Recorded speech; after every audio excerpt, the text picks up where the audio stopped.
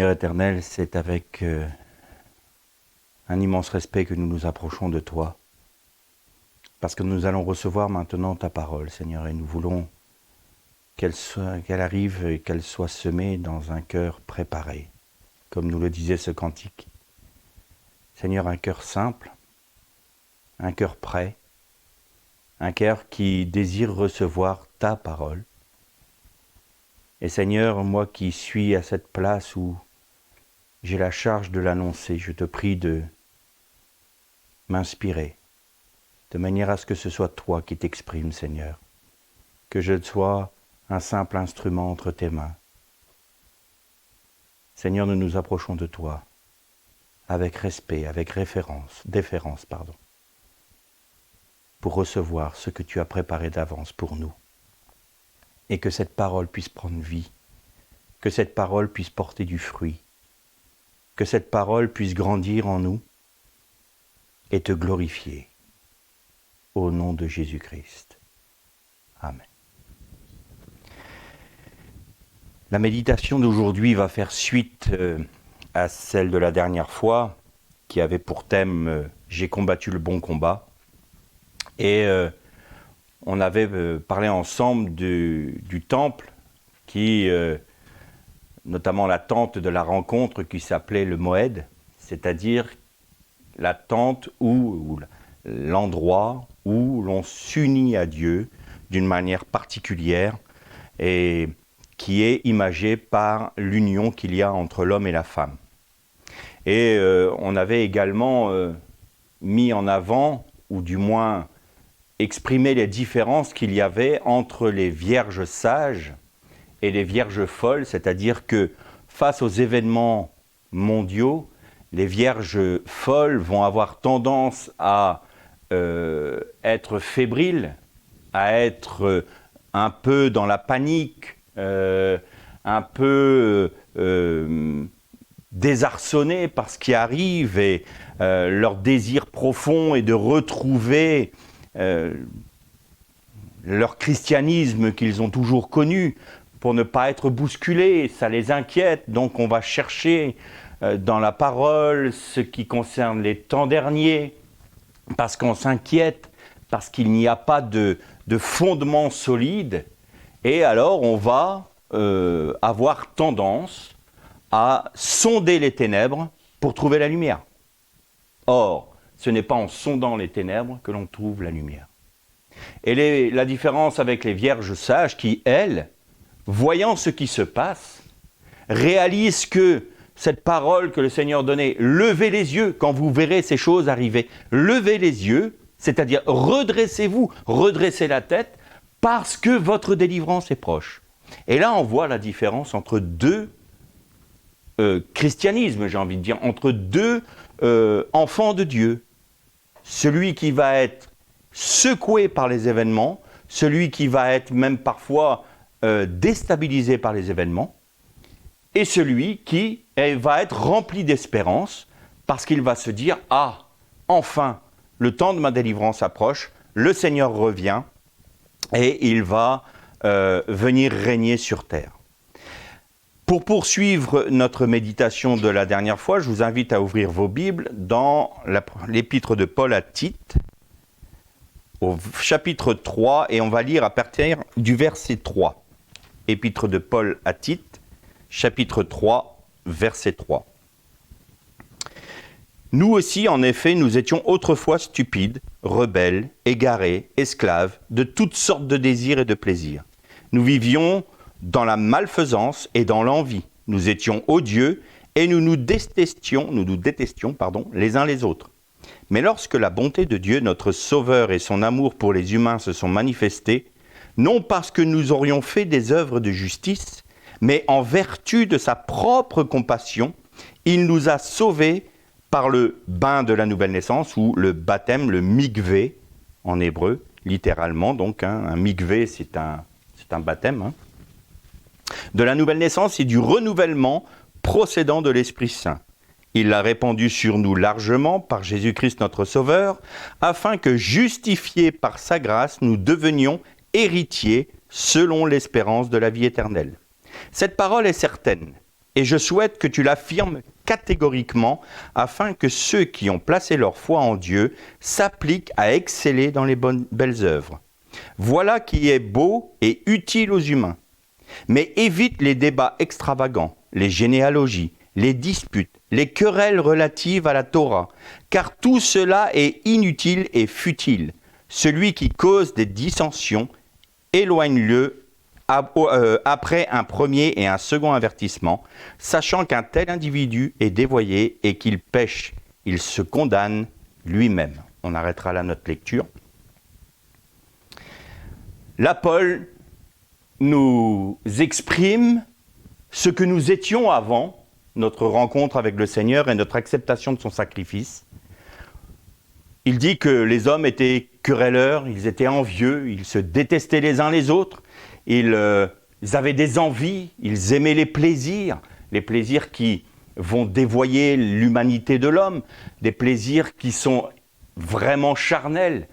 Et il nous parle de ce que Jésus a fait pour nous, de ce que Dieu a fait pour nous en Jésus-Christ, c'est-à-dire que non pas sur la base de nos mérites, mais sur la base de sa propre compassion, il a accepté en Jésus-Christ de porter sur lui nos querelles, nos envies, nos déviances, notre haine, notre péché, de le clouer à la croix et de payer le prix à notre place. Et ce n'est que sur la base de sa grâce. Il nous invite donc par cette parole à nous saisir de cette grâce qui nous est donnée en Jésus-Christ, afin que nous puissions porter du fruit, c'est-à-dire dire bien aux autres que cette parole est certaine et que vous devez maintenant exceller. Et là, on va rejoindre un peu notre parole de la dernière fois. Qu'est-ce que c'est que cette union avec Christ de manière concrète ? Parce qu'on a compris la dernière fois que l'union avec Christ se faisait dans l'obéissance et dans la volonté de le connaître lui, de se laisser connaître par lui, de laisser le voile qui est sur notre cœur être déchiré par lui, de manière à ce qu'il puisse nous ensemencer. Mais qu'est-ce que ça veut dire de manière concrète ? Aujourd'hui, là, c'est des images, c'est des paraboles, mais qu'est-ce que ça veut dire de manière concrète dans notre vie d'aujourd'hui, cette parole ? Qu'est-ce qu'elle veut dire ? Et là, on a l'impression qu'il y a un nouveau basculement, mais attention aux querelles, aux divisions, aux généalogies, à toutes les querelles qui ont pour objet la Torah. Tous ceux qui vont essayer de se diviser sur ces bases-là, eh bien, ils pêchent. Pourquoi ? Mais parce qu'ils utilisent à nouveau la Torah, la parole de Dieu, pour retomber dans leurs anciens travers, qui étaient les querelles, les dissensions, les divisions et la haine. Et aujourd'hui, je constate, parce que parfois j'en suis victime, ou parfois d'autres fois j'en suis témoin, je vois que dans le monde chrétien, il y a énormément de querelles, de divisions et j'ai envie de dire que Satan s'amuse là, parce qu'il fait courir des lièvres à de nombreux chrétiens, et pendant qu'il court ces lièvres-là, il ne s'attache pas à leur communion avec le Seigneur. Et ils ont l'impression de mener un bon combat. Moi, je défends telle doctrine. Moi, je défends telle autre. Moi, j'estime qu'il faut faire le Shabbat le samedi. Moi, j'estime que, je ne sais quoi d'autre, il y aura l'enlèvement, il n'y aura pas l'enlèvement de l'Église. Il y aura ceci, il y aura cela. Dieu est trinitaire, Dieu est unitaire, Dieu est ceci, Dieu est cela. Et il y a plein de combats, plein de combats, plein de combats. J'ai bien peur. J'ai vraiment bien peur que le jour où on sera devant le Seigneur, on n'aura pas l'occasion de lui dire « Mais Seigneur, tu sais quoi ? J'ai défendu la doctrine de la Trinité. J'ai été ferme. » Et l'autre qui dira « Ah, mais tu sais, Seigneur, moi j'ai défendu la doctrine de l'enlèvement. Je l'ai défendu. Et puis tous ceux qui ne voulaient pas l'écouter, crois-moi que je leur ai bien fait comprendre. J'en ai coupé des oreilles. » Et ma crainte, c'est que ces personnes-là s'entendent dire « Je ne t'ai jamais connu. je ne t'ai jamais connu. Parce que tu as lutté avec la chair. Tu as utilisé la chair pour prendre ma parole et recréer vos guerres, vos divisions et vos discordes. Et tu dis que tu as lutté pour moi, pour mon honneur. Non, non, tu n'as pas lutté pour mon honneur. Parce que si tu avais voulu me glorifier, tu m'aurais laissé te connaître. Tu m'aurais laissé me révéler à toi. Tu m'aurais laissé. Et alors, tu te serais dit que la réalité de la Trinité ou de la non-Trinité, de l'enlèvement ou du non-enlèvement de l'Église, ou du moins de l'épouse, de ceci, de cela, n'est que l'ombre des choses. Parce que j'ai envie de nous dire à nous tous, le jour où le Seigneur va revenir, croyez-moi, tout le monde sera mis d'accord. Il n'y aura plus de discorde, il n'y aura plus de division, il n'y aura plus de discussion. Ce sera comme ça.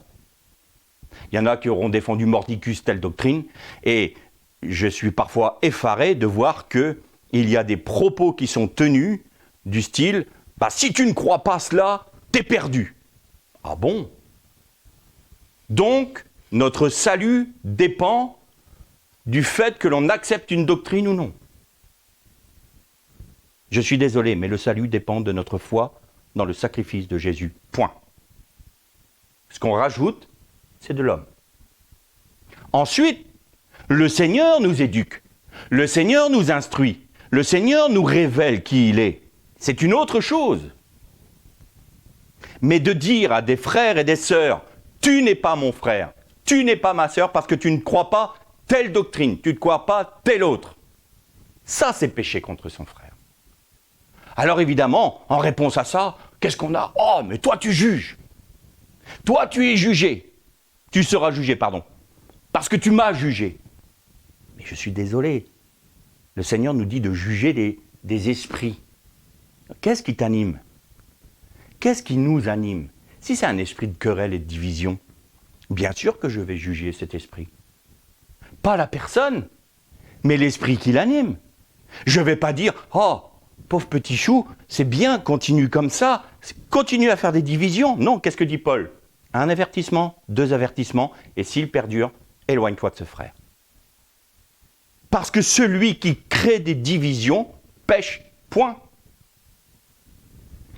Et on constate qu'aujourd'hui, les combats de cet ordre-là font légion dans le monde chrétien.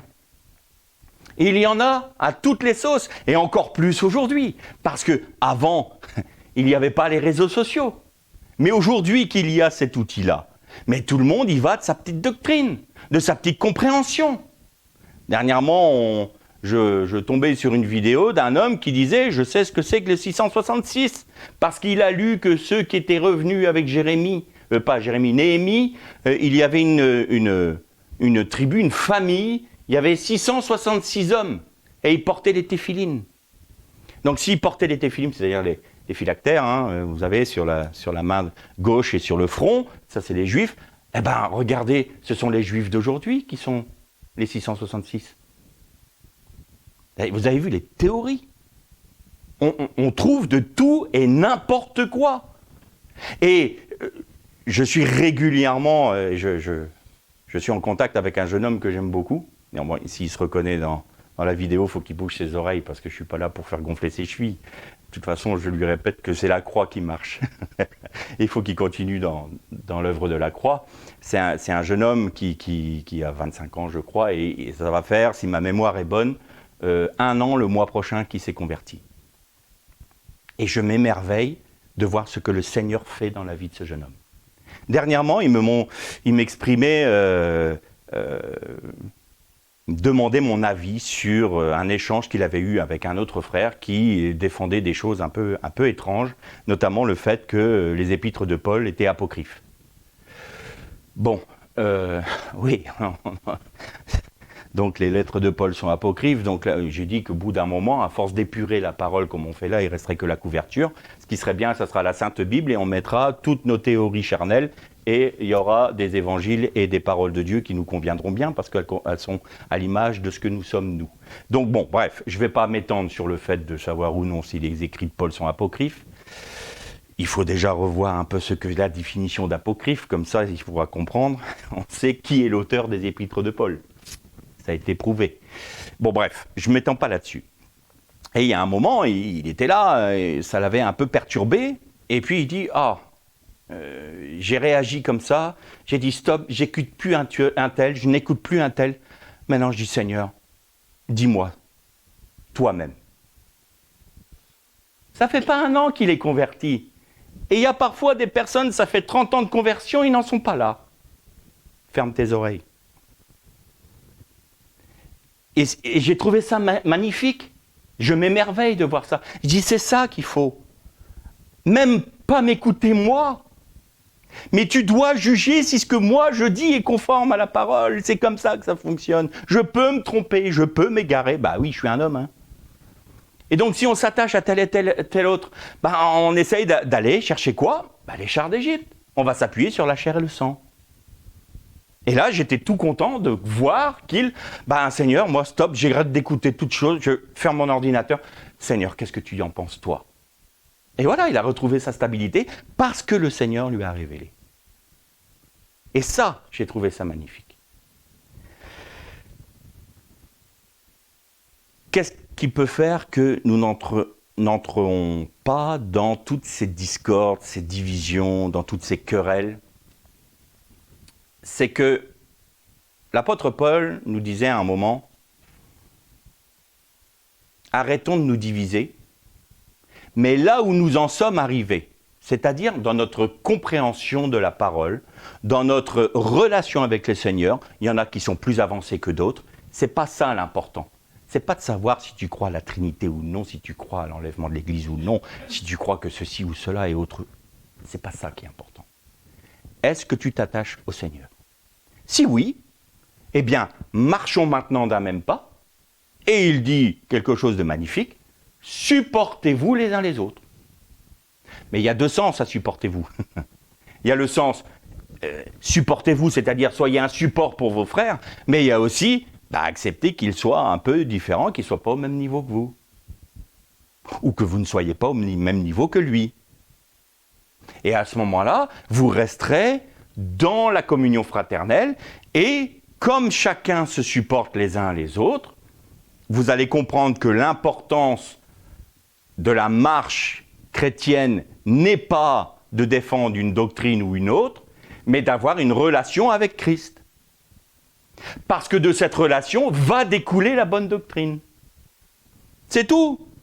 Mais là, vous inversez les choses. Vous essayez de saisir la doctrine avec vos propres pensées, votre propre compréhension. Vous en faites votre doctrine. Et à travers cette compréhension de cette doctrine, vous essayez d'atteindre Christ. Et c'est pour ça qu'on dit, si tu ne crois pas en ça, tu n'es pas sauvé. Parce qu'on essaye de faire le chemin à l'envers. C'est non. Soyez unis à Christ et votre compréhension grandira. Pourquoi? Parce qu'on revient à notre méditation de la dernière fois. Eh bien, Christ qui nous connaît va nous ensemencer de la parole. Cette parole va grandir en nous et prendre vie. Christ va vivre en nous. Nous allons diminuer, lui va croître et nous ne pouvons pas avoir une autre doctrine que celle que Dieu défend puisque c'est Christ qui va le faire. C'est aussi simple que ça. Hein. Et j'ai envie de dire, la vie chrétienne, elle est simple et compliquée à la fois.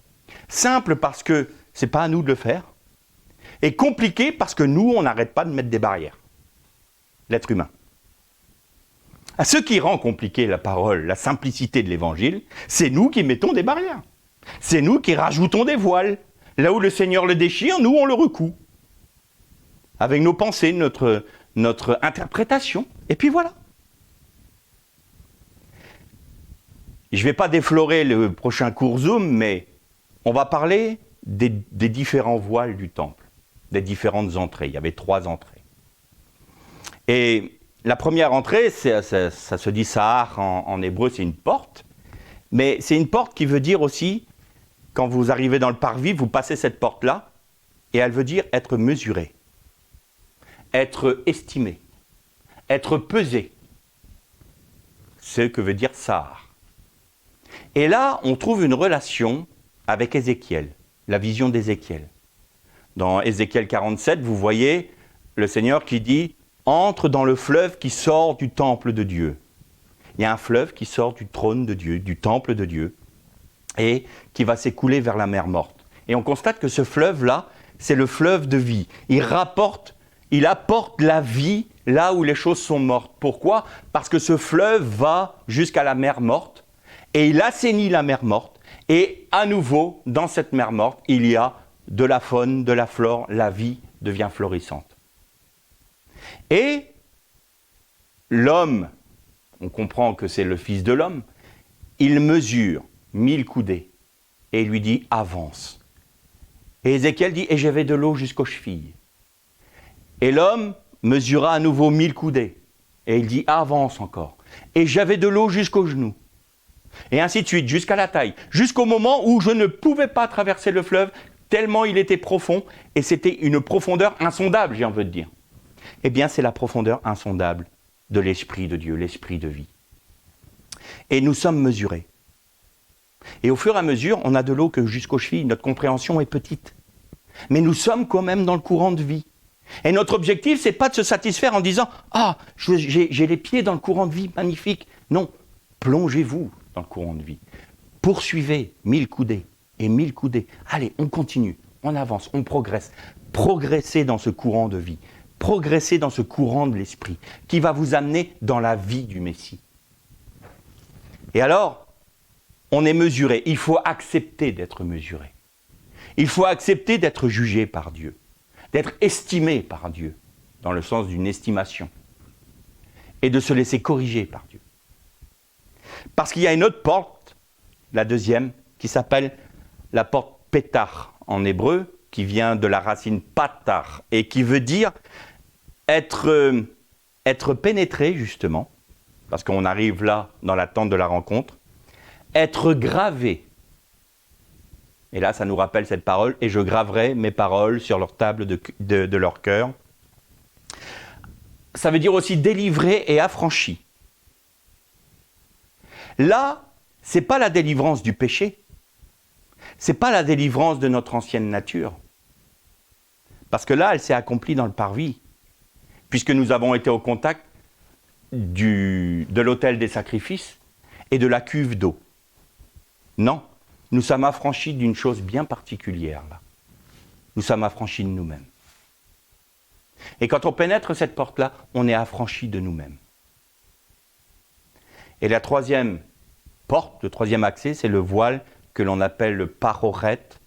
Et le paroret nous donne accès au cœur de Dieu. C'est-à-dire, il va nous redonner l'accès à l'arbre de la vie. Et paroret veut dire littéralement briser en morceaux. Là, il faut accepter d'être brisé. Et on revient au cantique de tout à l'heure, qui disait « Ce dont j'ai besoin, Seigneur, c'est d'un cœur brisé et contrit, qui ne s'enfle pas de connaissance, mais qui s'attache à ta personne. » Tout était dit là. Dans ce cantique, il est merveilleux. Tout était dit. J'ai besoin d'un cœur brisé en morceaux, c'est-à-dire un cœur qui soit déchiré comme le paroret. Et c'est comme ça que je peux m'attacher à ta personne. Et c'est comme ça que je vais avoir accès au sein des saints. Et c'est comme ça que je vais avoir accès au cœur du Père. Il me faut un cœur brisé et contrit. On l'avait dit la dernière fois, on peut se remplir de connaissances. C'est ce qui s'est passé à l'origine. Il y avait la connaissance de l'arbre du bien et du mal. Est-ce que c'était mauvais vraiment qu'ils mangent de l'arbre de la connaissance du bien et du mal ? Non. Mais pas de cette manière-là. Pourquoi ? Parce qu'ils ne devaient pas se nourrir de cet arbre avant d'être rentrés dans la vie. C'est-à-dire qu'il fallait qu'ils soient rentrés dans leur Shabbat, c'est-à-dire Dieu, je te rends ce que tu m'as offert, mes prérogatives. Tu t'es mis toi-même dans ton Shabbat. Tu as cessé de créer pour me remettre entre les mains toute ta création et pour gouverner sur toute ta création. Eh bien, je fais de ce choix que tu me donnes. Je te rends ta création, afin que ce soit toi qui le fais. Et pour ce faire, je vais manger de l'arbre de la vie, qui est Christ, qui est toi. Et alors, en se nourrissant de la vie, qui est Christ, qui est ce fleuve de vie, en restant dans la vie, je peux rentrer, je peux me nourrir de l'arbre de la connaissance du bien et du mal. Parce que cette connaissance du bien et du mal se fera dans la vie. Mais ça a fait exactement ce que je disais tout à l'heure. On se nourrit d'abord de la connaissance et on essaye d'atteindre la vie. Et on constate une chose terrible, c'est qu'il y a des chérubins avec des épées flamboyantes qui nous empêchent d'y entrer. Parce que l'homme ne peut pas accéder à Dieu sans révélation. Et on essaye, nous, petits hommes, petites créatures, d'atteindre l'ineffable. Et on se dit, on va le faire. Non, non, vous ne le ferez pas. Et l'arbre de la connaissance, il est dans nos cœurs. Et l'arbre de la vie aussi. C'est nous qui choisissons.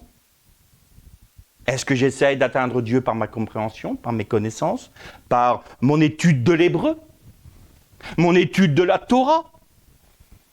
Mais si ça marchait avec l'étude de la Torah, tous les Juifs seraient sauvés. Tous auraient reconnu le Messie depuis longtemps. Parce qu'un rabbin est 10 000 fois plus doué que moi dans l'étude de la Torah. Qu'est-ce qui lui manque alors à ce rabbin? Il lui manque la révélation du Christ.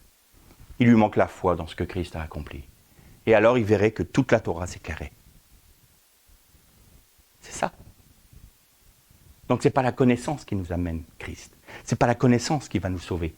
Ce n'est pas parce qu'on connaît l'hébreu ou qu'on ne connaît pas l'hébreu, ça n'a rien à voir. C'est la révélation de Jésus-Christ. Seul. Parce qu'il est la source de la vie. Et il nous faut rester dans la vie. Dans ce torrent qui sort du trône de Dieu. Alors, souvent ces querelles qui sont intimement greffées à notre chair, elles essayent de convaincre l'autre par la chair, justement. Et alors, pour essayer d'arriver à ses fins, dans ces querelles-là, on va essayer d'amener la peur chez l'autre. Si tu ne crois pas ça, alors tu seras jugé. Si tu ne fais pas ci, alors tu perdras ton salut. Il faut... Moi, Jésus, il ne m'a pas sauvé par la peur. C'est pas parce que j'ai eu peur de l'enfer que j'ai été sauvé. Certainement pas.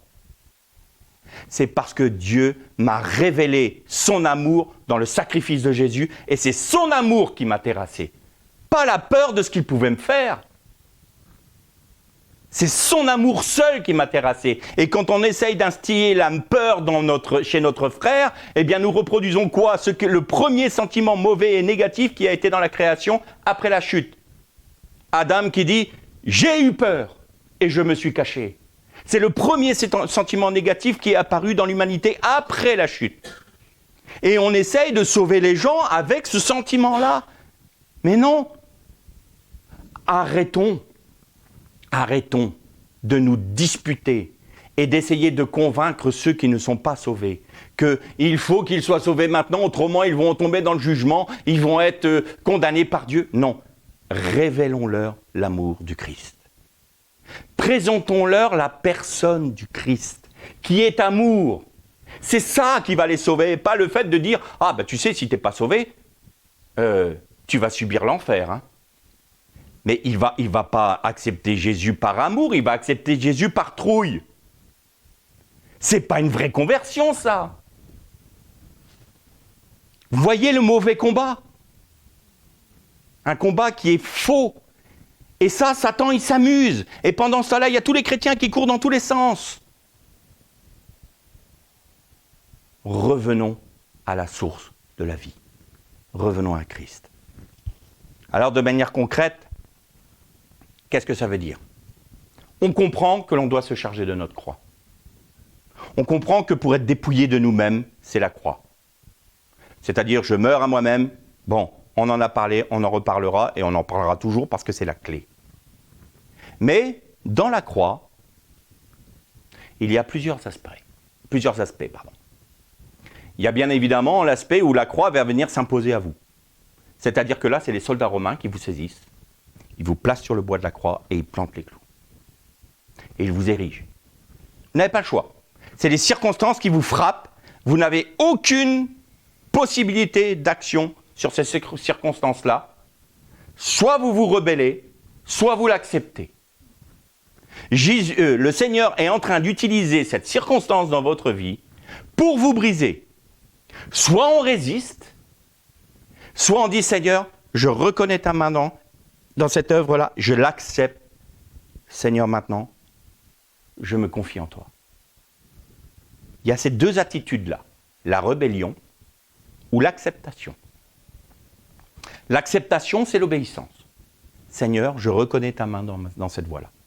Et ça, on en parle souvent de celle-là. Vous savez, vous avez l'épreuve qui arrive, alors confiez-vous en Dieu, acceptez. Ok. Mais il y en a un autre aspect de la croix qui est beaucoup plus subtil. C'est ce que j'appelle le silence subtil de Dieu. Vous avez vu Élie, quand il était sur Horeb, il y avait un tremblement de terre. Dieu n'était pas dans le tremblement de terre. Il y a eu un grand feu. Dieu n'était pas dans le feu. Et tout d'un coup, il y eut, nous on entend un doux murmure, ou un murmure doux et léger, mais en hébreu c'est un silence subtil. Alors déjà un silence, c'est pas fort, et si en plus il est subtil, ça commence à se compliquer l'affaire. Eh bien, moi c'est ce que j'appelle, de manière impropre, c'est les petites tapes sur l'épaule du Seigneur. Vous savez, il va pas venir vous prendre par l'épaule et vous tirer en arrière en disant « j'ai quelque chose à te dire ». Non, vous êtes dans votre vie, dans votre marche chrétienne, dans votre marche de tous les jours. Vous êtes avec vos collègues de travail, vous êtes avec votre famille, vous êtes avec des gens du monde, des inconvertis, des frères. Puis tout d'un coup, petite tape sur l'épaule. Ne fais pas ça.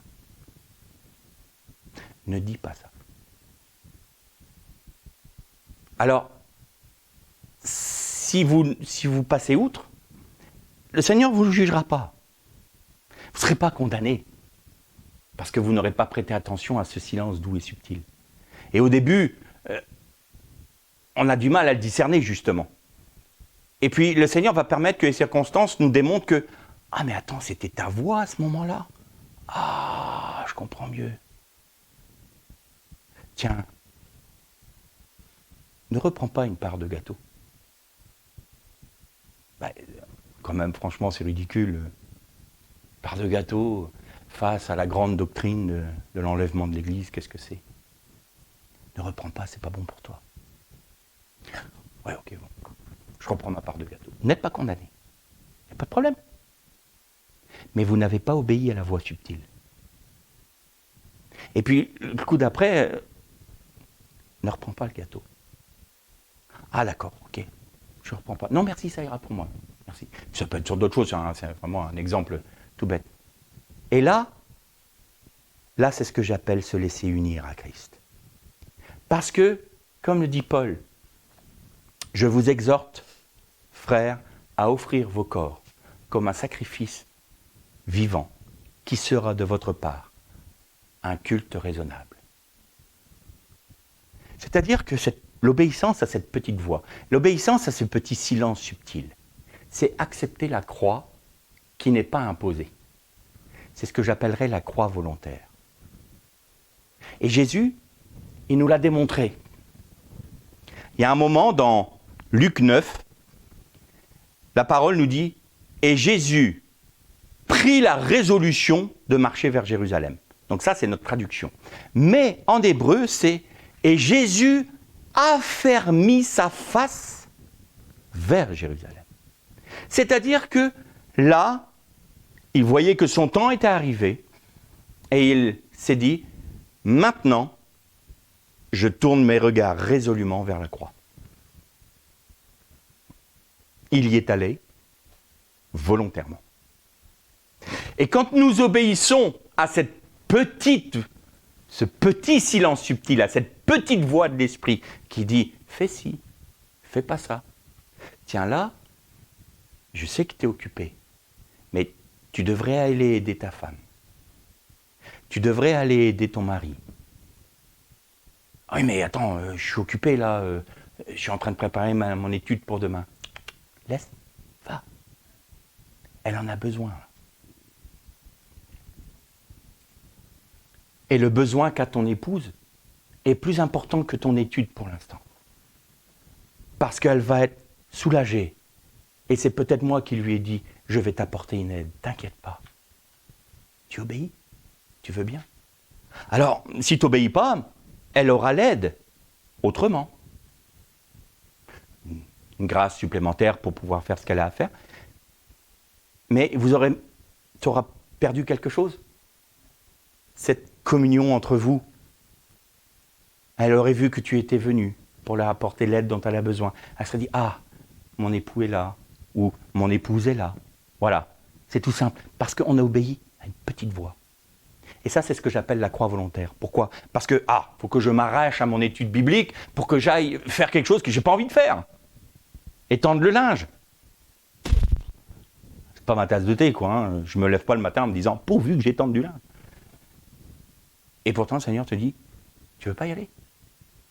Ta chair va te dire, certainement pas, non. Mais, je tourne résolument mes regards vers la croix. Je l'accepte volontairement.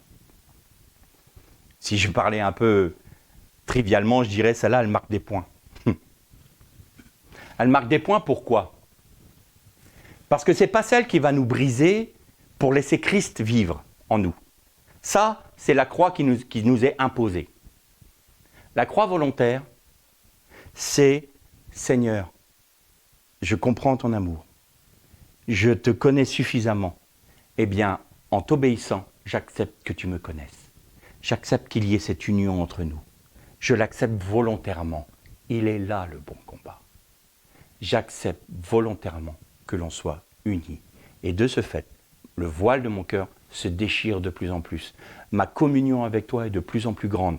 Et alors, c'est toi qui vis de plus en plus en moi. C'est toi qui t'exprimes parce que du coup, tu ne trouves plus de résistance en moi qui t'empêche de m'utiliser pour pouvoir subvenir aux besoins de mes frères. Tant qu'il y a de la résistance en nous, nous ne sommes pas des outils bien affûtés, bien adaptés pour Christ. Voire, nous pouvons être des entraves. Alors oui, il y a la croix que l'on doit, c'est l'épreuve qui vient à nous et le Seigneur nous apprend là, par nos réactions, ce qu'on doit laisser à la croix à mourir. Et il y a aussi la croix qui est la preuve de notre amour. Seigneur, je t'aime en retour. Seigneur, je veux t'obéir, non pas parce que tu me l'imposes, non pas parce que je vais me sentir mieux, mais simplement parce que je t'aime. Et en fin de compte, il y a deux manières d'accepter la croix volontaire. Une bonne et une mauvaise. Alors on pourrait se dire, attends. Moi, j'avais compris ça depuis quelque temps, cette croix volontaire, et je disais, Seigneur, allez, oui, j'obéis.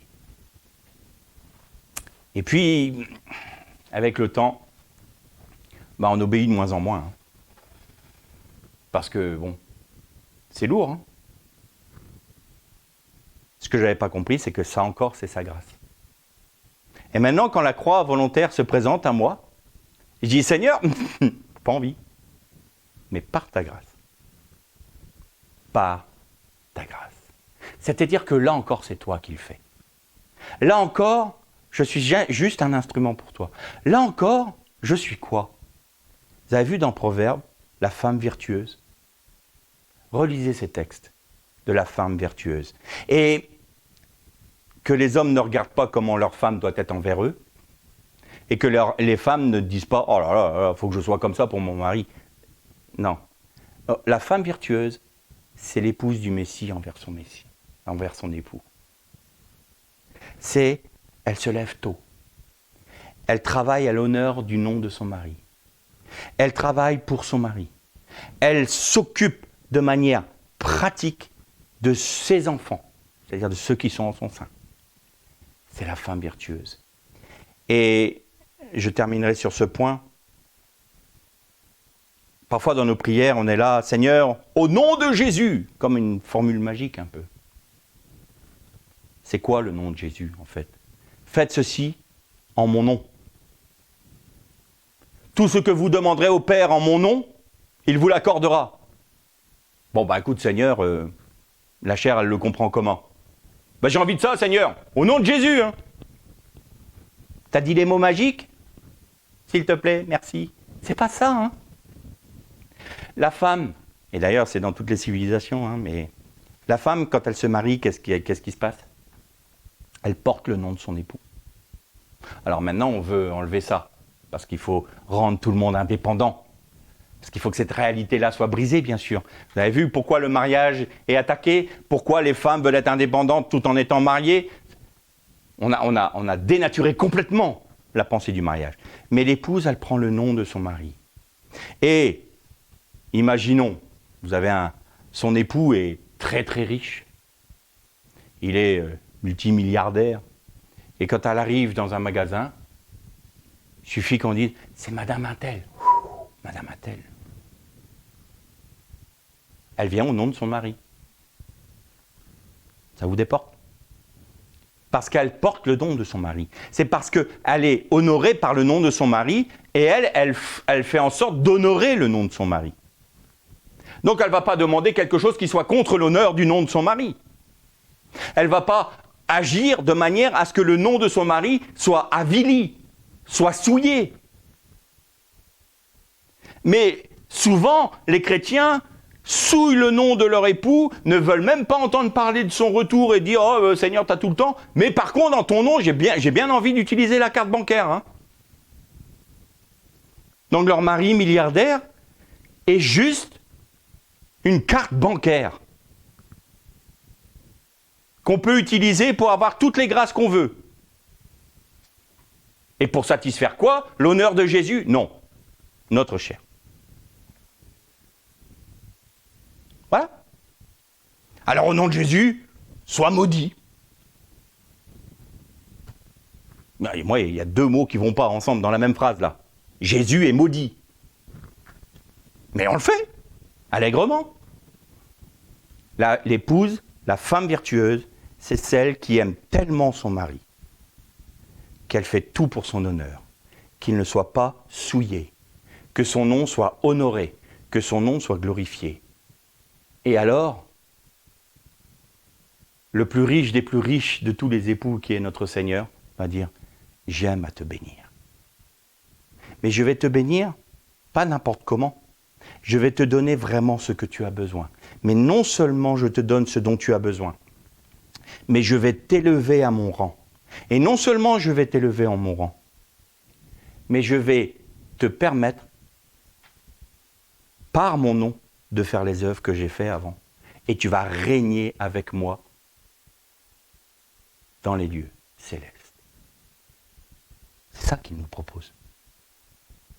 Mais encore faut-il qu'on soit des épouses dignes de ce nom, qu'on soit une femme vertueuse et pas une profiteuse.